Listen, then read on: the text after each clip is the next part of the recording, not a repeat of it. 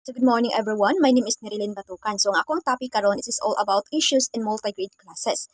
Okay, so one of the earliest studies on multi-grade teaching was the issues in the development of multi-grade schools according by Christopher Thomas and Christopher Shaw. So mao ni ang according sa ang research, mao ni siya ang issues pag-develop sa multi-grade schools. So first is dapat ang teacher is na siya gamiton nga different strategies. Dili lang isa ka strategies kay di ba diverse ang learners. Then naapoy different grade levels such as grade 1, grade 2 and grade 3. So dapat dili siya mogamit og strategies ka one size fits all kay diverse ang learner. So dapat mogamit siya og different strategies. So di ba kabalo na ta sa mga different strategies like differentiated instruction, whole class teaching and etc.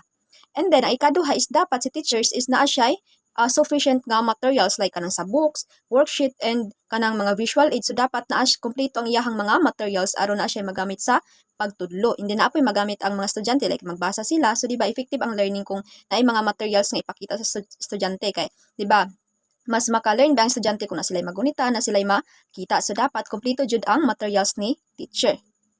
Then ang ikatulo is dapat support network should be established among teachers. So, sa multi-grade teachers, dapat mag-collaborate sila din mag-support sa isa't isa kay di ba lisod jud siya mag-handle og multi-grade classes. So, dapat ang mga teachers mag-collaborate gud sila, mag-share sila sa mga experience, ilang mga strategy nga gigamit nga effective, and then sa ilang lesson plan unsa ilang dapat idungag or unsa ilang dapat kuhaon. So, dapat mag-collaborate sila sa isa't isa. Kay aron makakuha og idea sa ingana. And then, ang ikaupat is dapat need pud siya og government support like kanang mga financial support di ba kay labi na sa mga kanang bukid-bukid god or mga remote areas so kulang jud na sila mga material so dapat naadyo suporta sa gobyerno para pangpalit ana nga mga materials para inay magamit si teacher inay magamit si student sa klase. Okay, so mao to ka according kay Christopher Thomas and Christopher Shaw according sa iyahang na research. Okay. Proceed na ta sa kuan. Another literature from the early 1990s was the review of the qualitative research on multi-grade instruction by Bruce Miller. So, sa mga ano na ni sa teacher kanang sa iyang mga strategy sa classroom. Okay, so first is teachers need special teaching strategies and must be well prepared to teach. So sama sa akong ginaingon gaina, is si teacher is magamit jud siya og different strategies kay diverse ang iyahang learners. Then dapat pud ang iyang strategies is kabalo siya mogamit ana nga mga strategies. Then as a teacher pud is dapat naka-prepared na ka sa imong mga lesson plan, imong mga materials, imong strategy nga gamiton para sa imong estudyante. So dapat prepared na jud ka aron dili masayang imuhang time inigtudlo na nimo or dili ka ma-time consuming. And then, dili na po ka ma-confuse kung unsa imuhang buhaton kay prepared naman ka. And then, ang ikaduha is dapat ang teacher sa multi-grades is naagyod siya training. Diba? Dili gyud basta-basta magtudlo og multi-grade classes. So, dapat naagyod siya training kay diba? Na siya different level, grade 1, grade 2, and grade 3. So, kana nga mga bata is na sila different behavior, lahi-lahi nga edad. So, dapat kabalo si teacher kung unsaon pag-manage ana nila, classroom management, sila sa iyang floor plan, unsa iyahang dapat nga strategies ana sa mga behavior sa student. So dapat naka-training si teacher aron dili siya malibog inig tudlo niya sa klase din kabalo siya kung saan pag-handle ana nga mga different grade level. Okay. So next is dapat si teacher is kabalo siya mo apply aning cross-age tutoring. So di ba kabalo naman tani unsa ning cross-age tutoring. So kanang ang older one tudloan niya ang younger one. So kani is maka-help na siya sa teacher aron dili kay siya mabugatan sa iyang pagtudlo kay di ba klase-klase nga level. So kani is makatabang na siya kay like for example is grade 3 tudloan niya ang grade 2.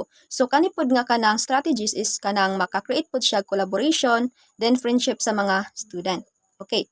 So next is social studies in science instruction with special adaptations. So di ba kabalo gyud ani nga subject is lisod-lisod yun ni siya. So dapat si teacher is mag-adjust siya mangita siya topic nga kanang ma-align gud sa iyahang mga student like sa grade 1, grade 2 and grade 3 mangita siya topic nga makuan sa ilaha like iyang gamiton nga strategies is whole class teachings or kanang isa ka instruction tibuok classroom. So pero separated ang task. So, ang grade 1 is kanang sayon-sayon ra.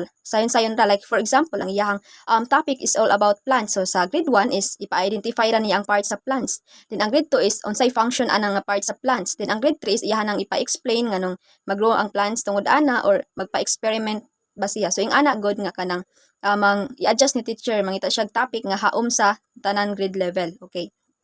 Next is dapat, kato, kung ingon gay na nga dapat na-adjoy kanang tama nga material si teachers us na siya sufficient materials aron na siya magamit sa iyang pagtudlo.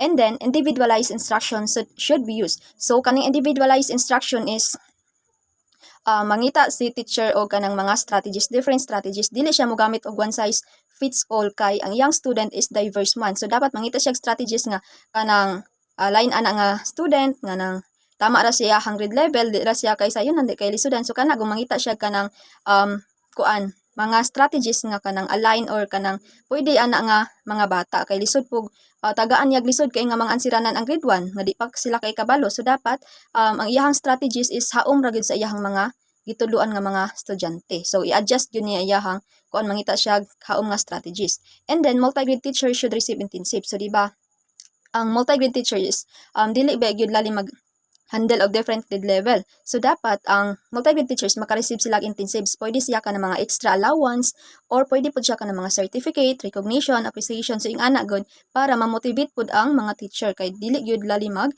tudlo og multi-grade. Okay, so mao to kay Bruce Miller. And then, diri na po ta. So, likewise, Vinman in 1996 concluded in his research that the challenges faced by educators in multi-grade classes are focused around 5 areas. So, naay 5 areas nga kanang gi-face sa mga teachers sa pagtudlo sa multi-grade. So, ang una yan ni is dapat nakay efficient utilizations of time for instruction. So, dapat ang teacher is kabalo sa mo time management. Kay di ba different grade level. So, dapat kabalo ka mo manage siya imong time. So, dapat nakaplano nakadaan unsa imong pagtudlo, unsa imong mga materials, or unsa imong strategies nga gamiton para maigo ra imong time, dili siya makulang. And then, the design of effective instruction. So, dapat mangita kag strategies nga effective sa mga bata sa different grade level. So, dapat ka nang mangita kag mga different strategies, di lang isa ka strategies imong gamiton, kundi different strategies aron effective ang imuhang pagtudlo. Then, ang ikatulo is ang classroom management. So, kani is di ba lisod jud mag-manage sa mga bata, labi na sa different grade level nila, nga lahi-lahi silang edad, lahi-lahi silang behaviors, and then background nila, so diverse sila. So, dapat as a teacher is kabalo jud ka mo manage sa ilang mga behavior sa classroom, kabalo ka mo manage. So, before sa imuhang discussion is naa jud kay kanang classroom rules nga dapat nila nga sundon, and then kabalo pug ka nga mo handle or unsa imong strategy nga buhaton kung kana ilang mga behavior like matulog sa klase, so unsa imong dapat buhaton. So, nakabalo na kaana, dapat na kay classroom management. And then ang ikaupat is kanang the organization of independent practice or learning. So diri is ang tudloan nimo mga bata nga mahimo silang independent.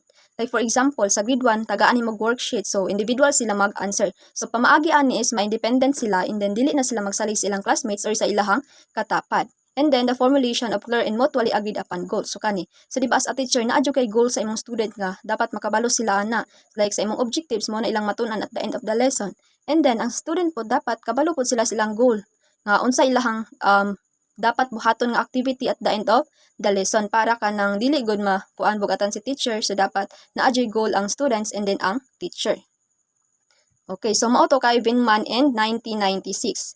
And then, a recent literature from Simeo Inotik in 2020 discussed the following as issues in the implementation of multigrade in the Philippines. So, mao ni kasagaran nga issues sa pag-implement sa multigrade sa Philippines. So, first is teachers have to perform several function. So, si teacher is mag-perform jud siya og several function. Dili lang kay magtudlo siya, kung dili siya ang magplano, siya ang mag-evaluate, siya ang mag-check. So, kanang overall kuan good nga role sa teacher. So, dapat kanang dili lang isa, kung dili mag all around jud siya. Kay mo na ang kuan sa teacher. Then, school administrators have insufficient instructional support. So, kasagaran po sa mga principal is wala kay sila suporta sa mga teachers, labi na sa mga materials. So, wala kay sila naga-support mo po na isa ka kanang mga issues pag-implement sa multigrade.